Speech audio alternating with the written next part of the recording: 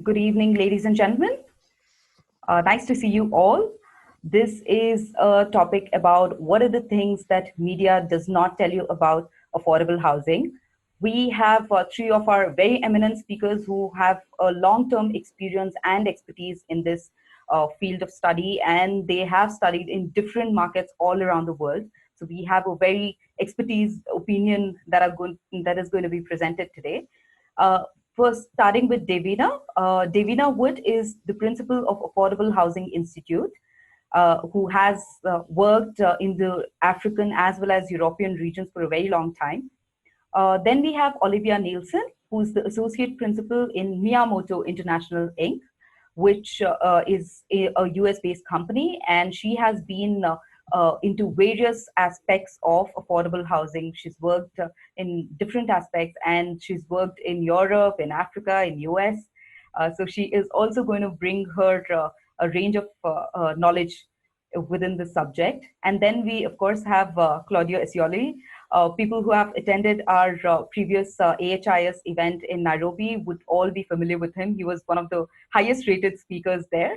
And he, until now, was with GIZ as a program director in Brazil. But now he has started on his own venture and will be soon in Netherlands. So I think we can start with Davina, who might want to introduce herself and the aspects of this topic that she wants to cover. Okay, thank you, Anu. My name is Davina Wood. As Anu said, I'm a principal at the Affordable Housing Institute, which is a nonprofit impact consultancy headquartered in Boston, but we work around the world. I will do a screen share of my presentation. So I'm delighted to be here. I think it's a really catchy topic. And hopefully we can all share with you some sort of overlooked aspects of affordable housing. I'm going to focus today, if I can get my slide to move, there we go, on offtake risk. So what the media will tell you is that demand for affordable housing in Africa is apparently insatiable. And the numbers are indeed staggering. For example, Nigeria, which is the most populous country, has an estimated deficit of somewhere between 17 and 20 million homes. Kenya, which is a much smaller country, has a deficit of around 2 million homes. So what happens is this leads to a mentality among developers of build it and they will come. And it makes people really focus on housing delivery, or the supply side, which is the bottom half of the value chain graphic that you can see on the right. And it's true. There are a lot of potential challenges along the supply side of the value chain, like you can see title issues, infrastructure, construction finance, even less tangible aspects like overcoming skepticism towards developers in local markets. But at the end of the day, you do run into the challenge of how to actually sell your units. And one of the keys to understanding offtake risk that we frequently talk about is that there's a need to recognize that demand is not effective demand, and effective demand is not financeable demand. So effective demand takes into consideration what a household is actually capable and willing to pay for, not just what it needs. And financeable demand takes into consideration as well whether that household is actually financeable, whether they can get the loan that they need to purchase the home. So in other words, just because there are 20 million households that lack a decent home, it doesn't mean that they're willing to move, that they can afford the home, or that they can afford the financing required, let alone access that financing. So delivery isn't the hard part, is my message here. Offtake often is. And this is one of the reasons, for example, which I think Olivia will touch on later, why we often see large projects in countries with seemingly endless demand only either partially built, and that might be because the down payments from end users are a source of funds and those households can't access those funds, or complete but only partially occupied. So we see that housing finance is really a key piece of the puzzle. We frequently work with developers, private sector stakeholders who are looking to mitigate offtake risk in their project. There are a lot of ways you can approach this. No project is too big or small to be fine-tuned to decrease this risk. First and foremost, it's really important that you really understand the local market by doing in-depth demand analyses, looking at factors like I described before, effective demand, financeable demand, and that you know your client and make sure that what you're producing really meets their needs. It's not what you want, but you actually go and hold local discussions with people to figure out what exactly they want and need. And and you should also bear in mind that your price point needs to be heavily targeted, and affordability analyses that look at a whole range of incomes and products are performed. And when you do that, it's important, and again, this is something we talk about a lot within the industry, is to bear in mind what affordability really means. It's not just the price of the home, right? It also looks at what the household can afford based on their individual income level, and what they'll be able to finance given what's on offer in the market and how much that costs. When you're building a large project, it would be unwise to count on individual households to buy all of the units. Rather, we recommend that you try to locate sources of demand aggregators for bulk offtake, and that could be a local large employer, it could be co-ops, but that means that at the end of the day, you're not counting on, as I said, individual units to be sold, but large purchases. Partnering with local financial institutions and, of course, government is also a very good approach. An example I like to give is that in Senegal, BSH, the main housing bank, posts on their website any projects that they have been involved in the financing of, and that's great exposure for those developers. It lends credibility and is essentially almost free advertising for them. Which leads me to my final point here, which is that your sales strategy should be just as targeted as your pricing and your product, so that you are clear that you're using the correct channels to reach your target markets. So the elephant in the room, I think these days, is obviously the coronavirus and how this will impact affordable housing in Africa. And, it's inevitable that the impact will be significant and not great. But that's part of it, and looking at how we can continue to work within the environment is the only way forward. What will likely happen is that as markets close and households no longer have sources of income or depleted sources of incomes, they'll quickly go through any savings they will have and be unable to meet their credit obligations. A recent stat that I read was that in Rio's favelas, local households are reporting over 70% rather of local households have reported an income decline since the outbreak. So this is something that's very obvious, but it's a hard number we can work with. And as the payments are missed and defaults continue, NPLs will rise. A recent study by ECB, which you can see the results of in the graph on the right, shows that NPL levels peak at about 20% of total loans on average during a financial crisis. But of course, the variance is large. And in developing countries, the study found that NPLs can exceed up to 50% of loans. Another aspect of this that I want to quickly touch on is global remittances, which recently the World Bank and IMF projected will fall by up to 20% this year.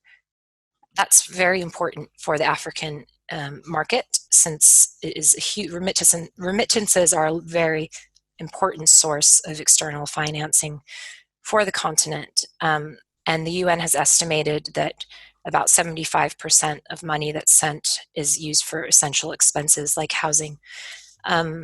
And given that northern economies will be suffering just as much, it's very likely that that source of funding will dry up and will only have a further negative impact on NPLs. This is a great graphic of a map that was put together by 71.4, and it shows what different governments are doing across the world. This was happening at least early on in that outbreak to support local mortgage markets. And it highlights Nigeria, which I do want to talk about. So Nigeria has done quite a bit. It's impressive. The Central Bank of Nigeria has done a few measures. They've established a fund to support the economy. It's 121 million euros, targeted at households and SMEs.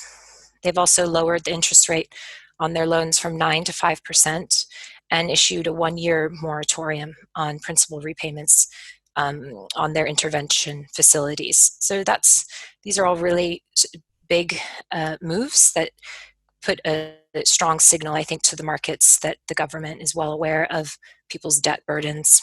There are other bills that are being considered as well. The other country worth highlighting, I think, in Africa is Kenya.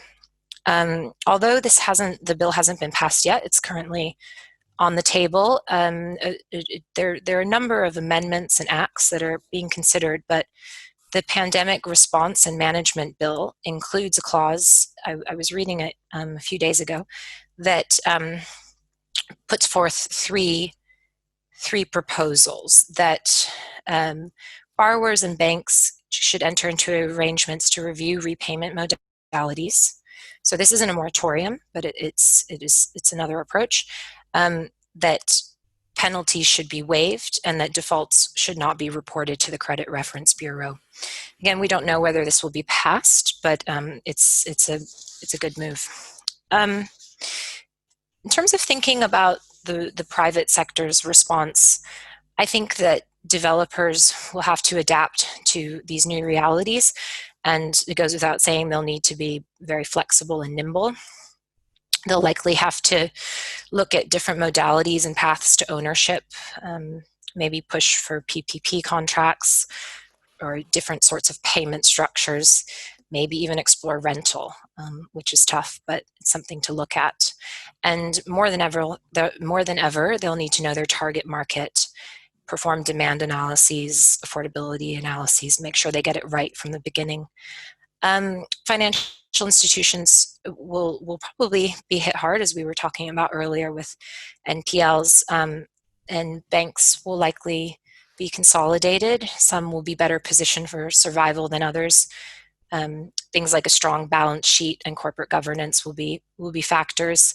And it's possible that those that have already invested in digital platforms or mobile banking will fare a little bit better, which is a positive thing about the region, is that mobile banking is quite common, and communities are relatively young and tech savvy, which in a post-COVID environment where you won't be able to do in-person banking as easily, that's good. So before I end my presentation, I just, I forgot, sorry. I have one other slide, government policy response. So we're already seeing a growing recognition from governments that overcrowded informal settlements represent very at-risk groups and that they can become virus epicenters. And that's not necessarily because, I think it's important to note, it's not necessarily because of density, it's because they're overcrowded and often don't have access to sanitation facilities. So informal settlements are typically much denser, up to 10 times denser than neighboring areas within the same city. So the problem is heavily compounded. But one example of governments responding to informal settlements and COVID has been taking place in South Africa, where the government has identified about, I think, over a dozen local townships that they're looking to move. And the photo you see on the right is residents of a township called Vilgespriet, I'm probably pronouncing that terribly wrong, where some households were recently relocated. And you can see in the background that people were living in tents before. Another argument for focusing on affordable housing within these economies is that housing construction creates a lot of jobs. Estimates range that from somewhere between 5 to 15 jobs are created for every $10,000 spent on housing. That's significant. We might see that central extend some sort of liquidity support to prop up lending institutions, and we might also see some good bank, bad bank separation, credit triage, where assets are separated. So I believe that is now the end of my presentation. I just wanted to end hopefully on a more optimistic note, which is that we will see systemic change in our industry due to the virus, but I'm hopeful that if we all focus on innovative ways to support affordable housing, that delivery of the housing won't necessarily be slowed, and that what's supplied will continue to be even more appropriate for these markets and even higher quality. So thank you for your time. Olivia, are you next? I'm not sure. Yes, thank you, Davina. Thank you so much for all the valid points and so relevant for today's situation that the world is facing. We now move on to Olivia, and before we move on, I want to tell my audience that there is a separate Q&A section attached to your Zoom call. So if you have any questions that you want to raise to any of our speakers, please mention their name and put up the question. We'll be taking all the questions at the last 15 minutes. Olivia. Okay, everybody. I'm glad I'm going next because my presentation touches a lot on what you said, Davina. So let's see. Here we go. Okay. Can you all see my screen? Yeah. Yes. Yeah. Okay. So first of all, thank you for inviting me here. I work for Miyamoto. We're an engineering firm which focuses on disaster risk reduction, and we work pretty much all over the world in every continent. So today we're looking at, what the media doesn't tell you about affordable housing. I'll tell you what the media does tell you. Right now, according to, a quick census I did, 41 out of 54 countries in Africa have promised large housing developments. And when I say large, I mean anything over 10,000 houses. And anytime I go to a new country in Africa to do some research on affordable housing, the first thing I look up are the links in the media. And they pop up right away. Nigeria to deliver 1 million affordable houses every year. Kenya to deliver 300,000 additional units. Senegal, 100,000 additional units. These pop up in the media all the time. The press releases are just constant. But yet, so few of these media outlets actually follow up on these promises. So few of them actually, say, oh, well, a few years later, what has happened? And, I think that's the theme of my presentation today is like, why is it so hard to deliver housing at scale? Why do all these governments promise so much, but yet so little happens afterwards? And of course, the press releases are a big part of the story. So for those, so why do these projects not materialize? And a few examples, and I won't touch much upon the effective demand because I think Davina did a great job at explaining the issues with it. But two main factors. One, affordable land is often in not very pleasant places. It's often very far from cities. It is not well located, is in places where no one wants to live. Or that land is risky, meaning it's in flood areas or in landslide areas. There's a reason why that land is affordable, and there's a reason why nobody has bought it before. And an example that we often look at is Mexico.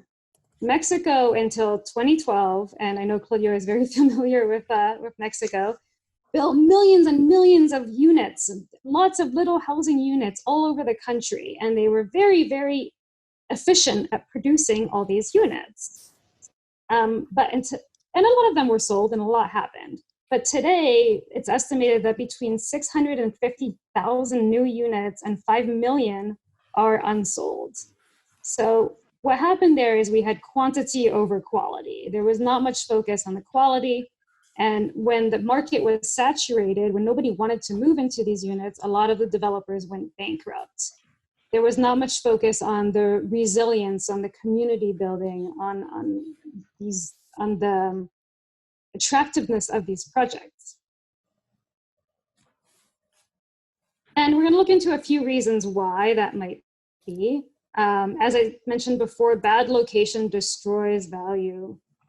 This example is from Haiti, where I've worked for many years, and shows thousands and thousands of units that were created after the earthquake. And these units are free, and yet nobody lives in them because they're so far away from the city that even a free unit is unattractive. So think about the projects that you are investing in. Think about who your demand is. And even if the housing is very, very affordable, if it is not in a good location, no one will move there, except for maybe that horse. Resilience needs to be established early on. These are units that are newly built in Indonesia. And quickly after they were built, there was an earthquake, and the units, as you can tell, were damaged, and no one is going to live there. They need to be destroyed and rebuilt, or I don't know what's going to happen to the site. So all that investment that went into building these units is gone. All of this needs to be considered when you are building, when you are designing your site. And then even when the units are built, as Davina said, how do you deliver them? Is there the demand? The picture on the top, I think, is quite funny. It's from Turkey, where the developer must have thought that there must be hundreds of households out there who would wish to live in small castles. It turns out that is not true. There are no households who want to live in small castles, and now you have this almost ludicrous mini castle village in the outskirts of, I think it's Istanbul, but I'm not sure. And the photo on the bottom is from Gabon, where the government invested quite a bit of funds to build thousands of units that are actually pretty well located. But before being able to finish these units, the government ran out of money. And so it built units too quickly without thinking about how they were going to deliver them. And now these units are completely empty. They are not connected to infrastructure, and they are just wasting away, and it's unclear what will happen to them. So, all of this is wasted value, and it's very sad to see as a housing professional. And yeah, as Davina mentioned, we need housing more than ever. In the UK, they're referring to COVID as a housing disease. Data is showing that people who live in overcrowded housing are more at risk of dying from COVID than others. And there are several reasons why I think it's time to really take housing seriously. One, as Davina is saying, people are not able to pay for their rent or their mortgages. There are rent strikes going on around the world. There are protests. People are really suffering. Two is, yes, the data, in the graph below is data from the UK that shows a strong correlation between overcrowdedness and death rates. And scientifically, they've shown that if you're more exposed to the virus, on a day-to-day basis, then your suffering will be worse, which is a bit unusual. You would think once you catch it, you have it, but it's actually this interesting thing that's going on. But I'd like to point out that there's a difference between overcrowding and density, and I really love this image from the California YIMBY Association, which shows the difference. And this goes back to the idea of land. Land needs to be well located. We don't all need to have a single family house on the outskirts of a city. We need greater density to lessen overcrowding. So for the same amount of land, you can have, 4 families who are comfortably living instead of one family in cramped conditions. So this means rethinking the way Africa is doing housing right now, because the way I'm been seeing it all over the continent, with a few exceptions, like I think Ethiopia's condominium project is quite wonderful at increasing density in urban areas. But we need to stop building single family units on the outskirts of cities that stretch them out, because at some point, nobody is going to want to live there. and you won't be able to sell your projects. So just to go back to the case of Mexico and those millions of abandoned units, what is Mexico doing today? So in 2012, Mexico took out a complete policy U-turn. And they said, okay, we cannot continue building millions of units, cheap units on the outskirts of cities. Because actually, when they looked at their housing deficit, they saw that 2 out of 3 households need a better house, not a new one. So, it's time to think about what type of housing we need in our countries. When we talk about the housing deficit, we often just think about building new houses, and that's what the media really picks up upon. 100,000 new houses to be built, 1 million new houses to be built every year. But let's think about what kind of houses do we need? Do we need new houses? And sure we do, but we also need better houses. A lot of Africans own lands. They own a house on their lands, if not formally, informally. Maybe that house needs to be upgraded. We need to reinvest in urban areas. Plenty of cities still have land available. It's just very low density. We need to increase that density and lessen the overcrowding. So Mexico took this very seriously, and actually, I think it was just a few weeks ago, released $400 million to invest in all these things through home improvements to increase resilience and fight COVID-19. So I think Africa has this amazing opportunity to learn from other countries in the world, from other continents, I should say, that have gone through this incredible, housing development buzz, that have tried to build millions of units at scale. And, we should take advantage of this. We should learn from other countries' mistakes before doing the same. And so here are a few, lessons learned, in my opinion. One, invest in resilience. What you build today might be there still in 100 years, in 50 years to 100 years. Make sure that what you build is good quality. Just because it's affordable doesn't mean it has to be cheaply built. Choose the location wisely. Otherwise, you'll have hundreds of thousands of abandoned units and wasted value, bankrupted developers. Of course, make the homes affordable and accessible. And finally, create communities. That's just so important for many reasons. So thank you. I encourage you all to think about these lessons and apply them to your countries. Claudio, up to you. Great. Thank you so much, Olivia. That was really insightful, and we have questions pouring in, which we'll take by the end of this session.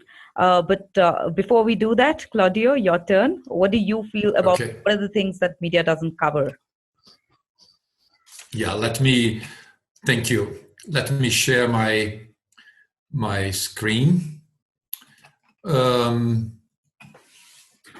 Well, things media won't tell you about affordable housing. I've been invited to a few webinars recently, one looking on housing, the other one looking at the city we want in the post-pandemic, the other one on the slums, what is going on inside the slums. And I took the examples of the slums in Brazil and globally the trends that we see in other places. But in this time here, I will look at housing times of crisis. What do we do? So I argue that as the crisis increase in terms of the exponential growth of the pandemics, a lot of losses of human life, incredible impact on people's life, but also impact on cities, on finance, on the housing sector. So we see paralysis of housing finance. We see income falling dramatically with the unemployment rising in about 3 months to the population together of India and Brazil together as the total number of unemployed in a quarter of the year, according to the IMF and the World Trade Organization. So we see the impact. And so it is important that we look at the pre-crisis, look at what is going on during the pandemics, and then what do we do in the post-crisis. So in the pre-crisis, I argue, and I'll show you some data about it, that we have already an affordability crisis, an incredible rate of informal urbanization, so people moving to informal land markets, informal housing markets, undeveloped housing finance in many parts of the world, so it was already there. Housing market, which are very excluding, very distorted, with house price to income ratio very high, so pushing households to rent or to go informal or to save an enormous amount of income to be able to pay for a standard housing offer in the market, and a housing sector that malfunctions and have a tremendous already impact on the economy. So this is the pre-crisis. And then the crisis comes, this becomes even more exacerbated.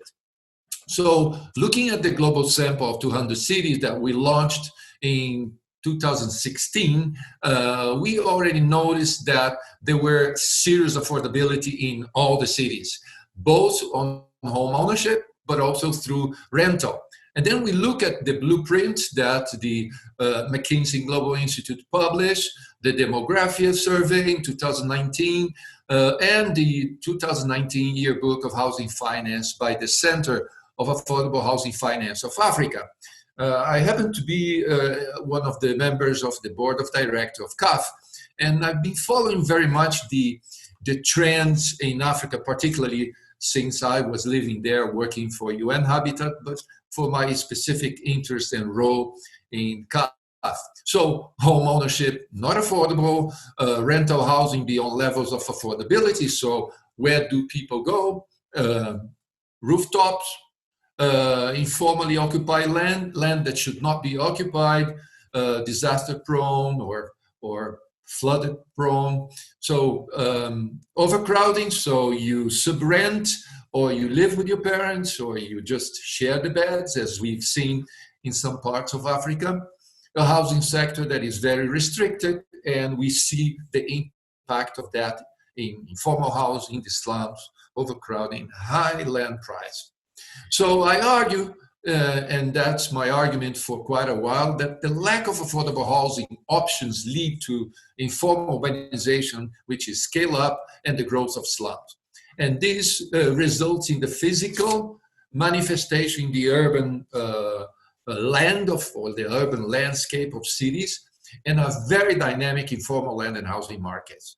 And as you wish, a geography in cities where those who have and those who have not, and which demonstrate inequality and spatial and social segregation.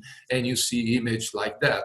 There's two cities in one, where one people seem to be able to access adequate housing, and the others that they crowd in whatever location they find. So the issue of location, and I'll highlight access to land, and particularly service land, is part of the equation. So when we look, for example, our colleagues that spoke before, I think Davina, he spoke about Kenya.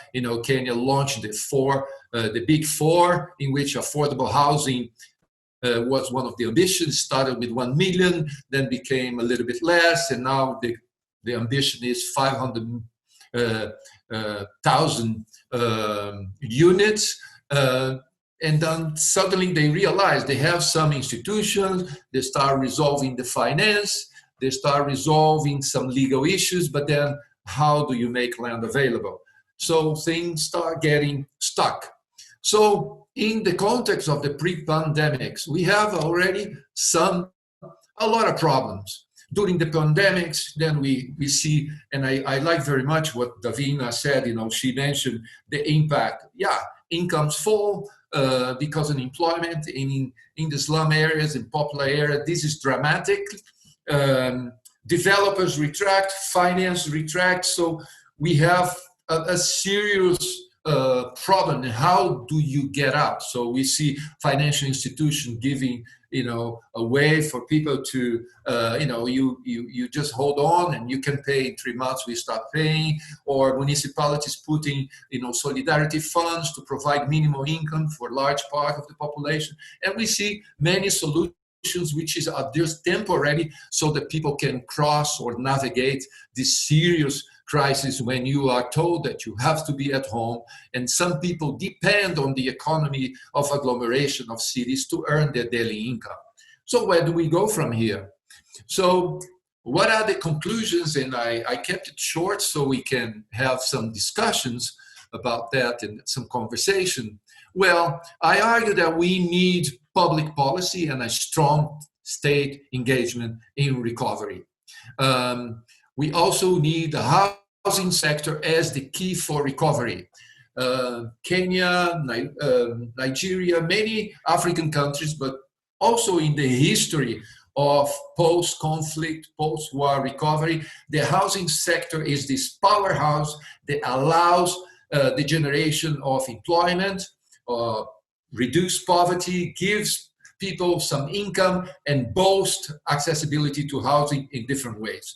So we've seen in many situations where the housing sector has that capacity. But in order for the housing sector to work, it needs to have some clear institutions, mechanisms to make land available, and it's not only land, but service land available, and change completely, radically, the way housing finance is structured. Housing finance has been structuring the way it is for decades, I would say for centuries, if I would dare to say, but and institutions seem not to change. It is the mortgage, 20 years, you pay for an interest rate and you pay a monthly installment. And well, the whole city is built in a different way. People don't have, and it's particularly in Africa, the annual yearbook of CAF, showed quite clearly only a portion of African households can afford housing finance that exists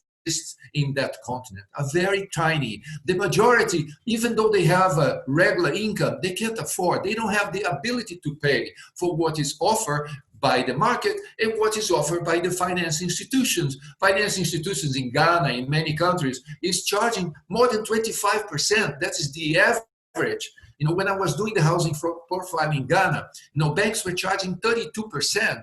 I mean, if you have remittances, you go straight to the plot and you build, because even we have another problem that in Ghana became quite clear. And until African countries do not resolve that seriously, we will not be able to go to scale, except with some countries that have the full control of the land.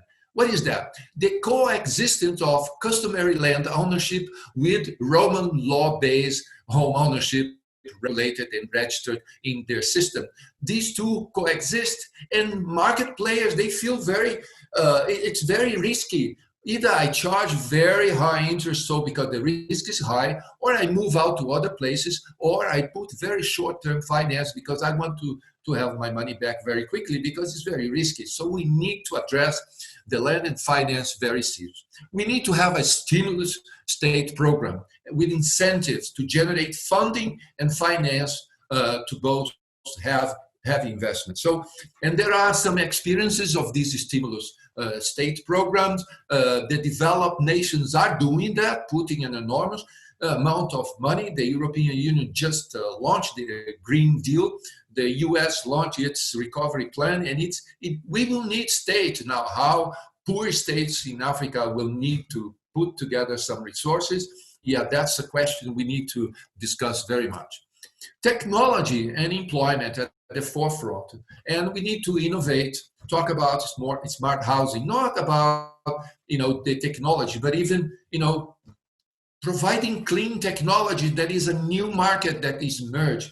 Looking at traditional technologies that exist in some African countries. When I was working there many, many years ago for the Dutch government, we discovered that Adobe technology was very, if you use the right techniques to build the Adobe blocks, they could stay there forever, protected from rain and from termites and keeping out of the floor or the ground. And then 5, support to micro enterprises. When I was doing work in the Eastern European countries, the former Soviet republics, when after the fall of the Soviet regime, they were moving towards housing markets and a more market economy. The different countries doing different things, but creating a housing market. And they realized that compared to Western Europe, they didn't have the micro enterprise. The small enterprises that do actually the building. They are subcontracted by the big companies that earn, let's say, the tendering, but these are the heart of the economy, and particularly the housing sector, and we're not giving much attention to that. And I think we need to do, and it has to do with capacity building, regulatory framework, specific support for these enterprises to really get the technology and the skills to deliver quality of their product. You know, when Ethiopia went to scale with their condominium housing program, the housing development program, they actually put up a very interesting connection with the small enterprises in the building sector, because they realized they needed that kind of size of institution to actually run the economy, but to run the building of the incredible ambition they put with the scale of the condominium housing. So these are my 5 points for our discussions in the post-crisis. We have a lot of work to do, particularly in Africa, where colleagues Davina and Olivia mentioned, you know, the effective demand, which is actually translating the ability to pay, you know, even for those who have a regular income, they're not able to participate in these incipient housing market that is emerging in some countries in Africa, where you see on average, you know, a standard housing unit of about 50 square meter goes up to $30,000. And, you know, comparing to other countries, you might say, well, that's not much, but with the income you find, the median income in Africa, it becomes a big challenge. And I think we need to connect these elements to put a very robust program, because otherwise the post-crisis will be very, very tough to Africans. Thank you. Great, thank you. Thank you so much, Claudio. So I hope all of you are ready for the questions, because we've been bombarded with a lot. So I'll start with myself, because of course I'm the host, I get that extra bit. So I have 3 particular questions, which I felt are largely left out from the mainstream media discussions.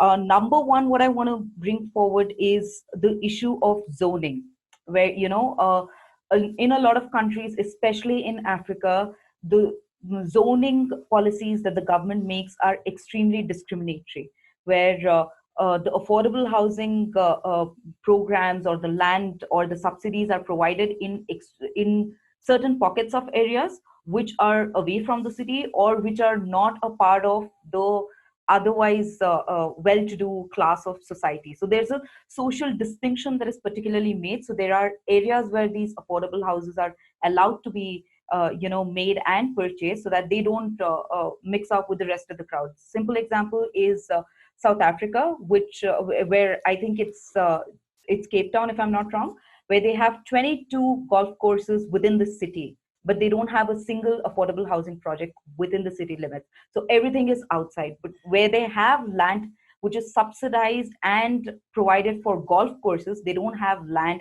to provide for low-cost housing. So does anyone want to address that issue?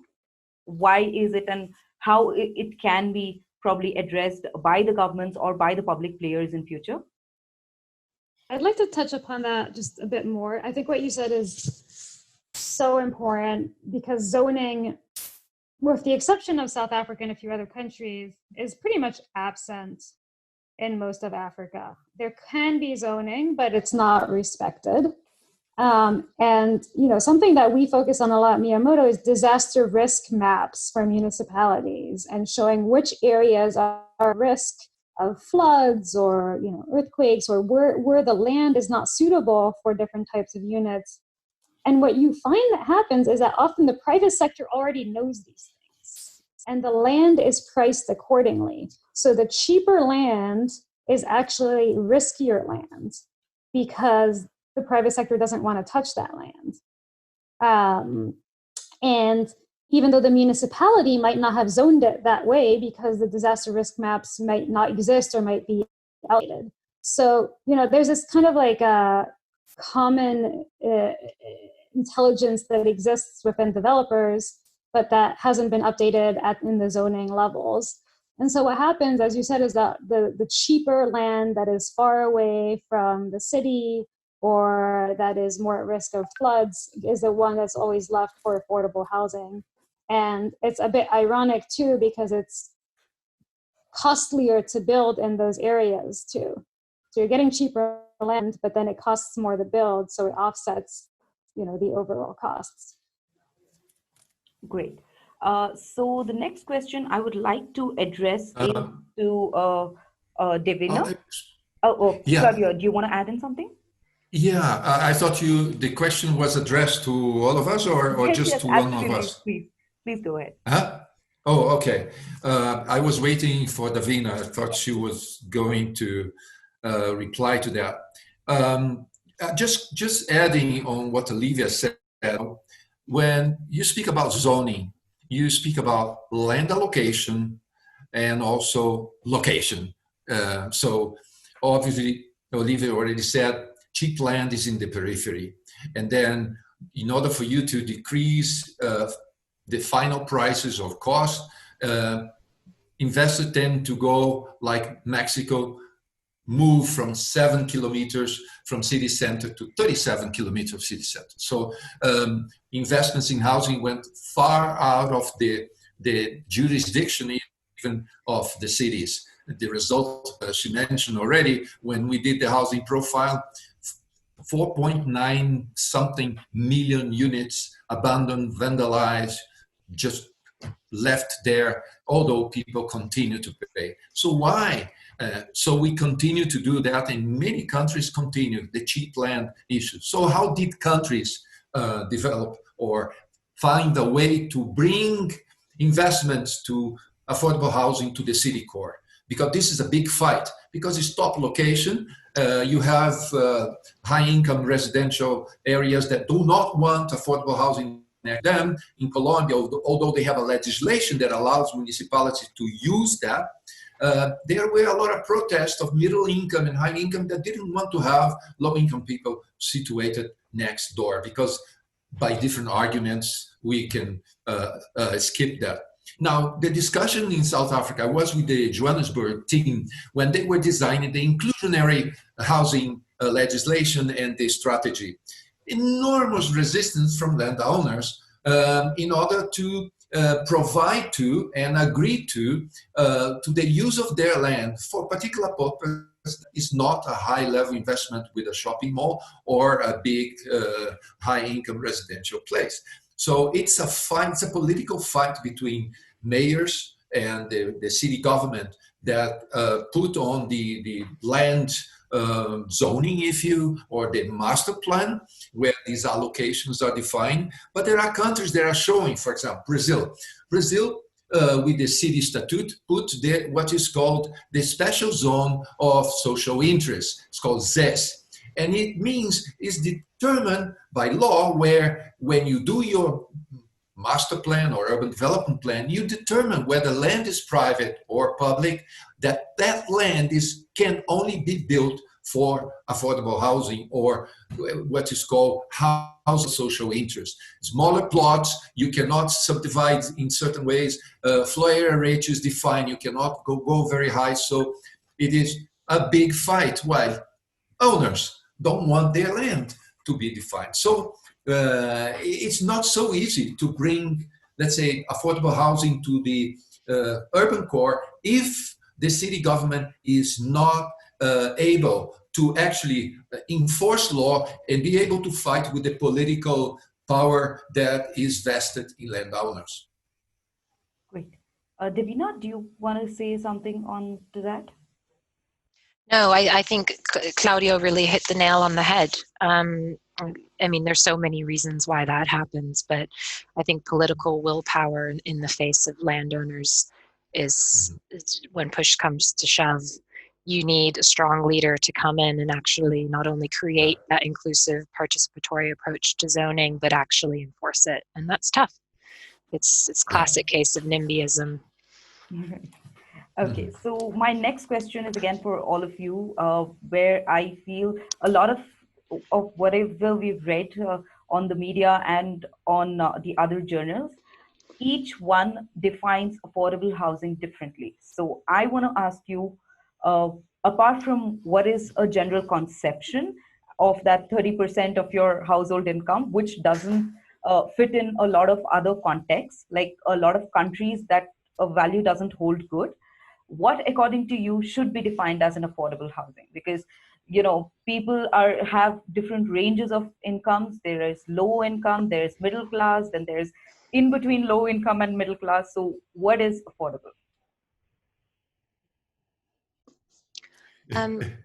Yeah, I mean, as something I was speaking about earlier, affordability is really a function of three things, right? It's the price of the home, individual households' income level, and the price of the financing. So it will vary from location to location, context to context. How much each household spends, the 30% golden rule is a fallacy. You see households spend well below that in some low-income neighborhoods, and in other incomes well above that. So it's and the same holds true, I believe, when it comes in. I think Claudio made a good point about this. Just using your standard mortgage product in every market is not the way forward. Using a 30% payment to income ratio is a beginning of some sort of underwriting criteria to apply, but there might need to be some flexibility depending on the market, and certainly from every player, whether you're an investor or a lender or whatever, you need to really examine closely what affordability means from location to location. Right. I'll take it from here. Actually, I think that's a good question because it's what the media always talks about and gets a lot of backlash, like 100,000 affordable units to be created. And then most people are like, well, I can't afford these units. So what do you mean by affordable? One good definition I've heard of affordable is just what the market isn't creating on its own. So if you leave market actors to create units, they will reach a price point. They will go down as the top of the market gets saturated. But there's a certain point where the government and other actors need to intervene to bring down the price even further. And there are many different types of subsidies you can use. Either it's cash or interest rate subsidies or grants or whatever. If there is an element of assistance involved, and then that becomes affordable housing, and it should become limited to those who need it. It is what the market isn't able to address on its own. That's a definition I like. Yeah, as a former UN staff, I was coordinator of the UN Housing Rights Program. So we adopted internationally the concept of the adequate housing. So the right to adequate housing is recognized and ratified by many countries, and many constitutions have incorporated that. So affordability is just one of the 7 dimensions. The other are locations, so accessibility, infrastructure, services, security of tenure or protection against forced eviction. So there are all the 7 dimensions, including cultural suitability. So because a housing can, some countries, some societies or culture can be in a much more tight, I would say, housing units. Such, for example, the Dutch are used to small housing units. Plots are rather small, more compact, while in Africa we have a tendency to go for the 500 square meter minimum plot for housing, which is crazy in a country that has not all the means to serve that land, and also people cannot buy if land would be at market price. So affordability, historically, we have been measured, as Davina spoke, the house price to income ratio 3, which means if housing costs or the value of housing in that particular market, it's above 3 times the annual income of a mean household in that city, housing is not affordable. Well, we see that the analysis we have been making, that there are big differences, and there are places where it goes to 58 times one of the cities that we analyze. So you can imagine, if you have to commit to your mortgage or to pay for your loan to buy this housing unit, you have to compromise your livability. Either you walk to your work, your kids don't have shoes for the whole year, you put less food on the table, you don't buy clothes anymore, and you don't go out for anything. So you have to compromise, and even so you can't pay. So the issue of income is very important when we talk about affordable housing or adequate housing, because it has to be all at affordable price. And affordable price will vary from place to place. So that's why I was arguing that the elements of housing, the location, access to land, infrastructure, and all this whole construction of subsectors is important when we talk about affordability in the end. It's a very difficult and tricky question you make, how we we define affordable housing, because this is not a universal agreed definition. You will see many definitions there, right? And it creates a lot of debate in social media. Yeah. Rightly said. So now we move on to the audience questions. So I firstly want to inform the audience that we have more than 30 questions listed out so far, which is a lot to take in this limited time.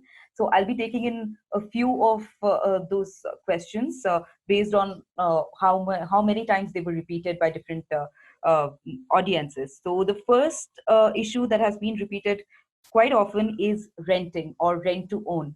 So do you see it to be a long-term succeeding plan with a rent-to-own model, or just renting scheme by the government or the private sectors? Claudio, would you want to answer that?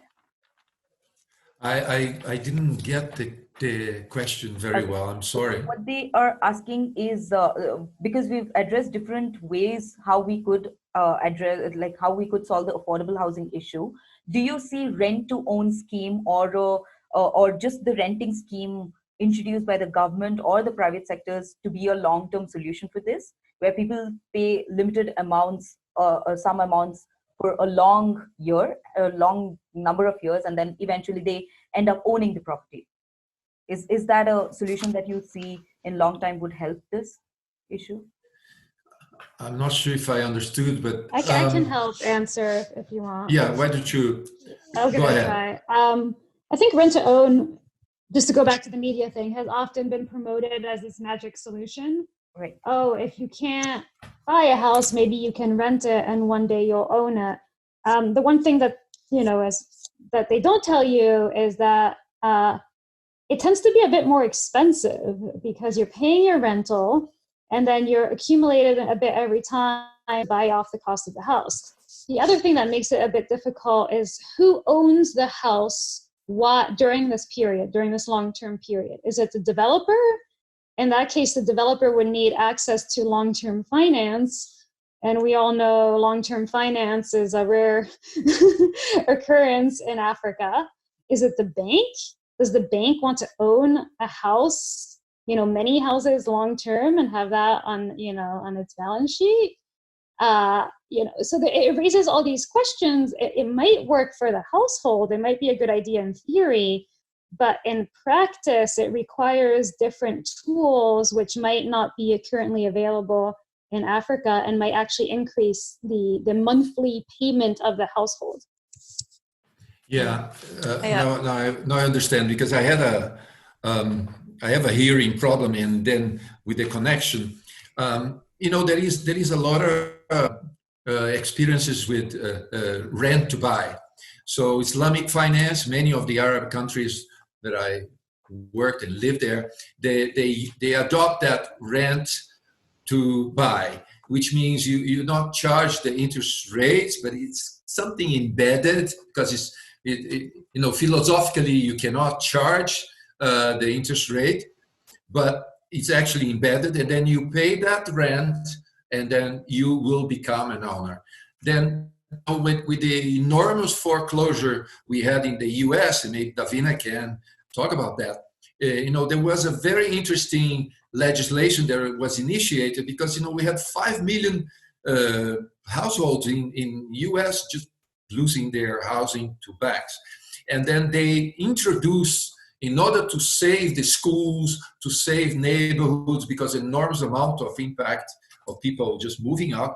So it was important to save that other things than the house. And then they introduced that idea. I don't know how that progressed, but introduced a legislation that the bank keeps the property, the person pays for rent, and in a certain moment it becomes the owner again.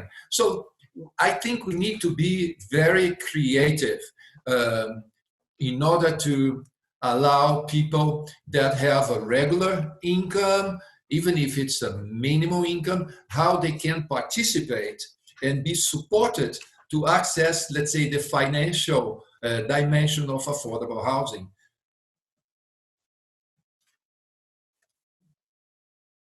Yeah, I would to what Olivia and Claudio said, and I completely agree with Olivia. It feels like rent to own as a concept is really fashionable now. You read about it all the time, and it gets brought up to us on a regular basis. But it's because people think it's a silver bullet. But sometimes you see that developers actually turn to rent to own because they can't sell. So it's not really developers' preferred road to offtake. And rent to own, I do think can be worth considering in some situations, but it needs to be looked at from both very much the developer side and the households carefully before, with a lot of scrutiny. As Olivia mentioned, can end up being quite expensive for the household. And there are situations like if the household stops paying rent and they're evicted, is the equity that they've put down, what happens to that? Is that forfeited? Or are they going to have to struggle to get that back, to recover that? And other issues like maintenance very much become a problem. So developers have to fully understand, as does the household, what they're getting themselves into. It's a long-term commitment that needs to be very carefully explained and backed by strong legislation that both parties can rely on, just like you would foreclosure legislation in the event that something goes wrong. Mm-hmm.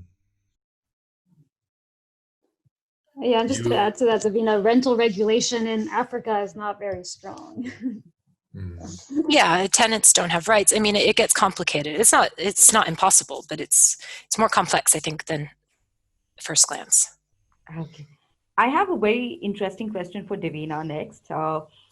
It asks that there are a lot of these media campaigns that are run to promote the housing projects, which are, which set a certain standard of aspirations from the buyers, but what they get is not quite similar to what they've seen in these promotions.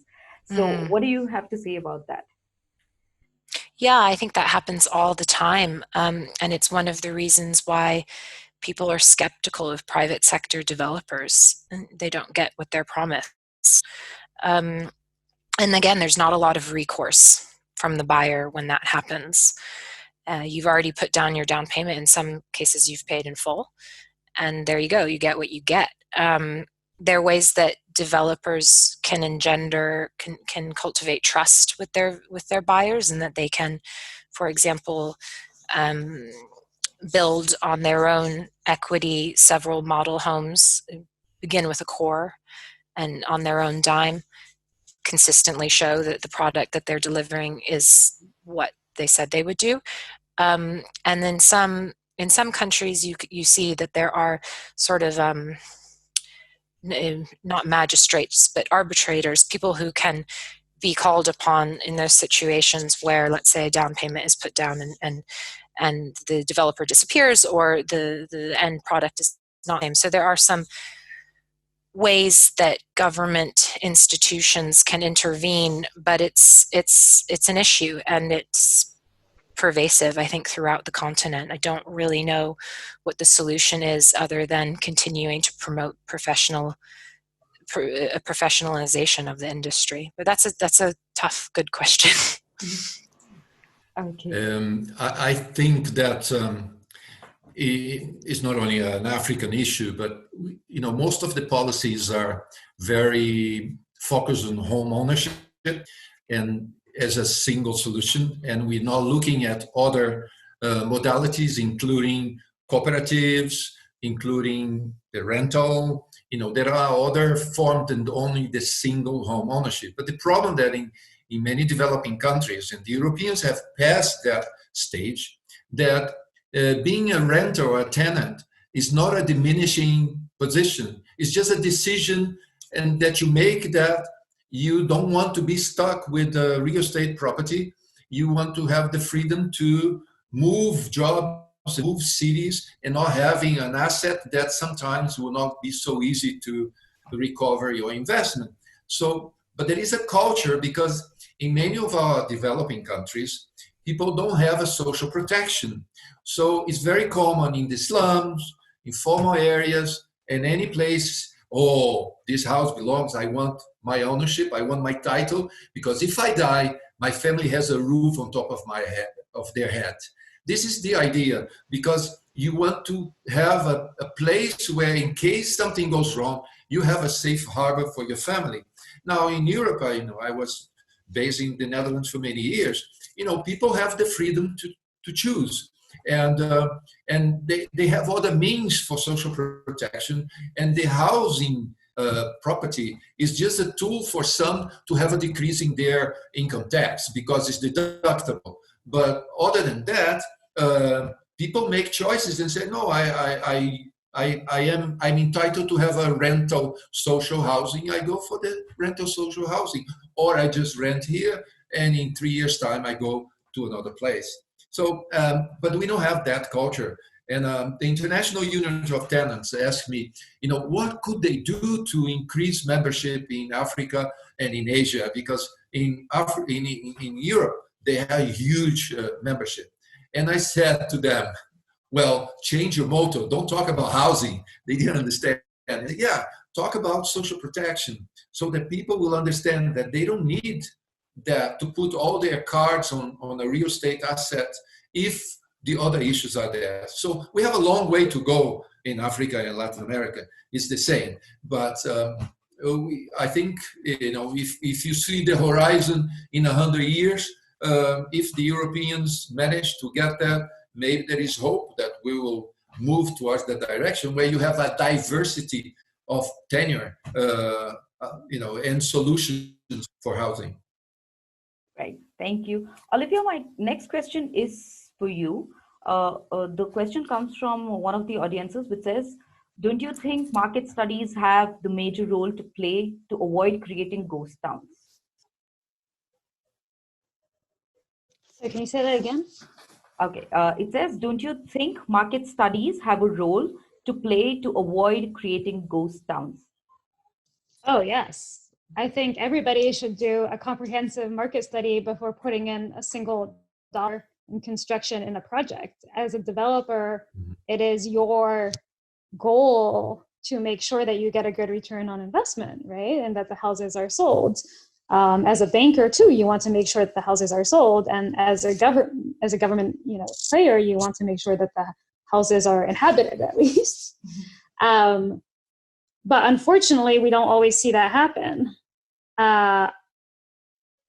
This is just speculation, but there are many reasons why. I've been working in Haiti for 10 years with many developers there, providing them with technical assistance, and they don't do market studies because they're expensive. They don't know how to do them themselves. You would have to hire a firm to do it. That's extra cost. There are so many reasons why they don't get done. I think governments need to make sure that they are done before they put together a housing project. They're especially important if in a public-private partnership where you want private investors, a private developer to come in, you have to attract them by showing that there's effective demand and that the issues Davina mentioned are not there. But I think sometimes when we hire another firm, we show them the bias that we want. We want the project to work so badly. You know, oh, we have this land and I really want to build this type of house. Can you please make it work? And so our bias is so strong that we actually believe it will work until it doesn't. I don't know if you agree with that, Davina. Yeah, absolutely. Yep. I agree with everything you said. I have very little to add to that. I think that's right. It's hard, you know, you have to spend money to make money, and everyone has a tight budget. And like Olivia said, you hire people to help you do a market study, but they know full well that you're probably going to move ahead with what you're telling them if you've reached that stage. So it's almost a chicken and egg thing too. You see in Africa too, whereas you have these developers coming in from Turkey, from Morocco, from, you know, wherever, and they speak to the government, and the government says, okay, we have this piece of land, do you want it? Mm-hmm. And that's the only piece of land they have available. So they have to make it work. They want to make it work. And so there's already a bias from the beginning. Mm-hmm. Mm-hmm. Yeah, and there are a lot of things you can change about a project, but you cannot change the location. Right. Yeah. Right. It always comes back to the location. Claudio, one of our audiences has asked, since you've touched on the issue of land ownership and risk in certain African countries, could you go into a bit more detail on what this is and what specific solutions you want to put forward with respect to issues of land ownership? Yeah, I think this is a hot issue everywhere, but in Africa it causes even wars and conflicts. I remember Botswana, a good example, where they gradually moved to the customary councils, which control the land stock, because it was recognized that by tradition, many ethnic groups had the ownership or the right to use that land. And they became part of, let's say, the institutionalized system for land management. And they started advising, and then they became part of the system that was legalized and institutionalized, where even the Supreme Court took a decision where women were entitled to inherit land. And because, you know, in many African countries, this is not possible yet because of customary traditions that are embedded in some of the legislation.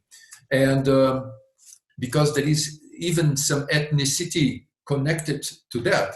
So they gradually moved to what I call a Roman-based law, constitutionally embedded, where it gave, let's say, the juridical security to market players, to investors, and to individuals that every parcel of land that will be built or traded is registered and its ownership protected by legislation.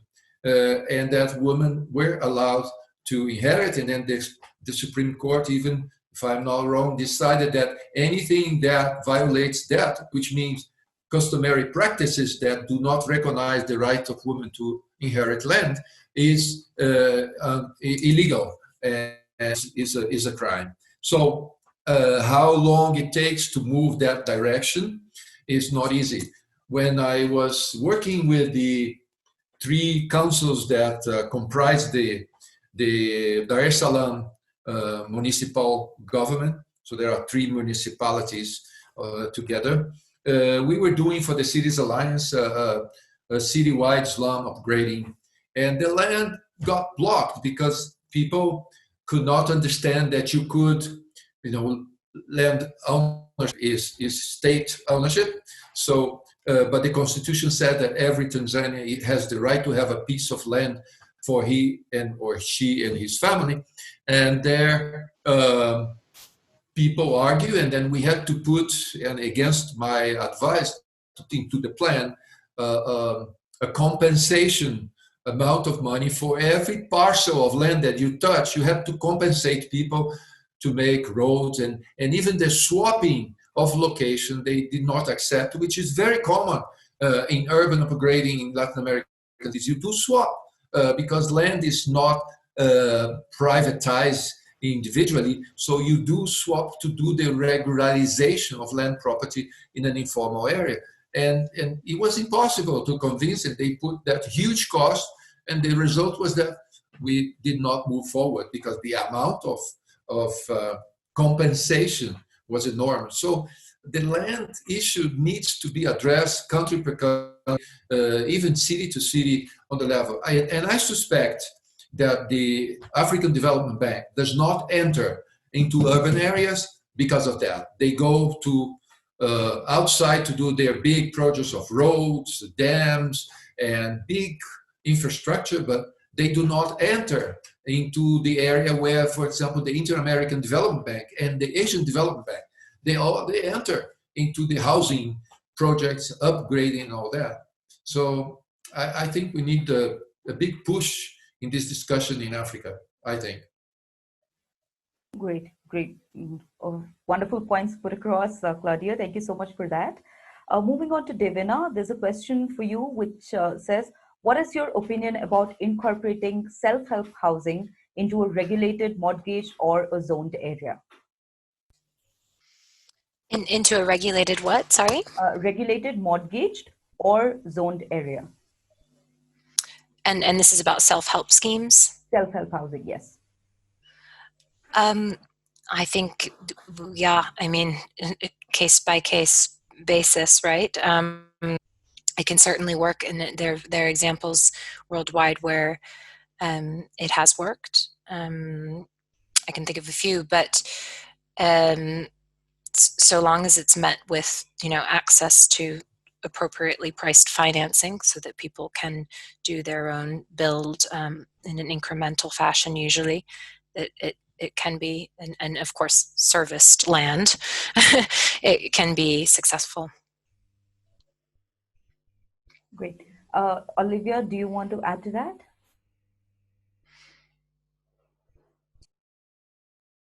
I'm not sure I had the question, actually. Okay. So what it says is if the self-help housing schemes can be incorporated with a regulated mortgage or a zoned area. And by self-help, do you mean like? I'm assuming it's self-constructed house. Right? Okay. So like a home improvement scheme, housing microfinance. Correct. Yeah. With a mortgage, with a formal mortgage. Yeah, I mean, it happens. I don't know if you would want to take out a mortgage for this. Usually a mortgage is for a new housing construction, but you do get lower rates with the mortgage. I don't know what the question is getting at. Is this person wanting to incorporate the two, or? Yes, he wants to know if this can be a good solution or a long-term solution. Yeah, sure. I mean, we have programs in the world that are micro mortgages. The term micro mortgage is loosely defined, can mean many things right now, but I think it's kind of that mix between the two, between the microfinance kind of self-help mechanism and the formal mortgage market. And we've seen a bit of both. It can be either a really small mortgage to buy a really, really cheap house, either from like a credit union or a microfinance institution, or you could try and formalize home improvements themselves. Right. I don't. Right. Yeah, so long as there's free and clear title, there's no reason why a bank won't lend against just the land itself. It doesn't necessarily have to be an easement or a structure on the property. Right. Yeah, it really depends on the title that you have to your home. Absolutely. I think that the self-help housing modality should be part of the broader housing policy, because there are people there. For example, if you bring in your labor, the government brings the land, mechanisms of access to building materials. So you construct a program where for that category of people who perhaps they can afford that, you will have a whole infrastructure to provide support for self-help housing. For example, Uruguay, Brazil, Costa Rica, they did that. So there was a fund. In the case of Brazil, it started as a municipal fund. The conditions that you had to have a technical assistant and the residents had to be organized, legally organized in a kind of association, and they could build with technical assistance, where the technical assistant would charge something like 4% of the total cost of the project. And then land would have to be negotiated with the municipality or with landowners, and the fund would provide funds for purchasing the land. And then you create communities that will have a very big sense of ownership. In Uruguay is very famous, but it's more cooperative and it's self-help housing of high quality, big legislation, big culture, technical support, legal support. It's more a social movement than a housing movement, actually. And in Costa Rica, the same model, but with NGOs. So the NGOs mobilizing a fund and then giving technical assistance to people to self-build. But it's a component. You have to consider that. You have like different programs. We need to look at different programs. I think in Africa could work in some places where communities are very well organized. And if you have that infrastructure behind, it could be a way to, let's say, lower prices and enable higher accessibility. So we need to study it that. actually exists a bit in Senegal, where Yeah. informal households or households kind of like, if you're the flight attendants of Air France, you can form a cooperative. And once you are together, you can go to the government and say, okay, we're ready, and the government will allocate land to you. And then as a cooperative, you can go to the bank and get financing, which you might not have been able to get individually as a household. But now that you've come together as a bunch of households, the bank can underwrite you and finance the construction on the land that was allocated by the government. Yeah. Good memory. Good memory. Yeah. It's pretty cool. Yeah. Right. So my next question is for all of you to answer. It says, how should governments find resources to address informal housing? So this is specific to African continent because a lot of African economies don't have public surpluses. So how can government find investment or funding into making affordable housing happen? Davina, would you like to go first? Sure. I think a really straightforward solution to that is to think about what do governments usually have to bring to the table, and that's usually land. So really considering public-private partnerships where their piece of equity is land, preferably serviced, and the private sector takes the risk and has to come up with the financing for construction development. And there are a million different ways and loads of different models that can work for different situations to help the private sector developer, for example, with offtake or with financing. But yeah, usually in Africa, governments have land, and that's what they should leverage and price it accordingly and encourage private sector to bear some of the costs and risks of affordable housing development. To do that, they need to support the private sector, though. Yeah, I'd like to continue on that because so many African countries, it breaks my heart. I see the government building houses directly, spending their own resources to build houses for the middle class or the upper class. And that money could be much better allocated if it were spent differently, if they were leveraging resources from the private sector, or if they were doing more home improvements. Home improvements are much more cost effective than building new houses. So I think it's really important to do that analysis of what the current budget is, how is it utilized, can it be better utilized, and make the best out of the existing resources that are there.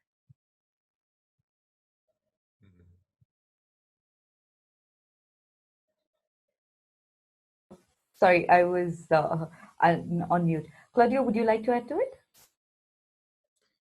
No, I think Olivia and Davina have already addressed that. I think it's I pass on that.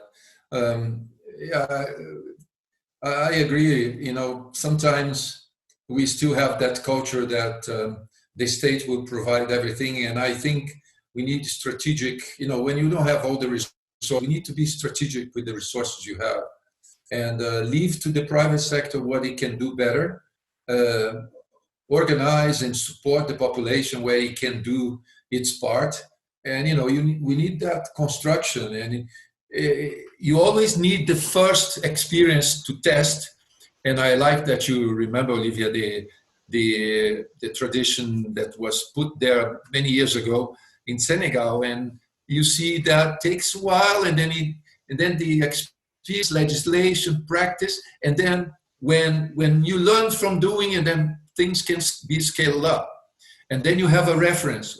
Okay, they did that there. Maybe we can do that as well. So we need more of these exchanges in the continent about under those conditions, what can we do different that can work better, you know? Great. So I think we've already overridden the time by almost half an Yeah. hour.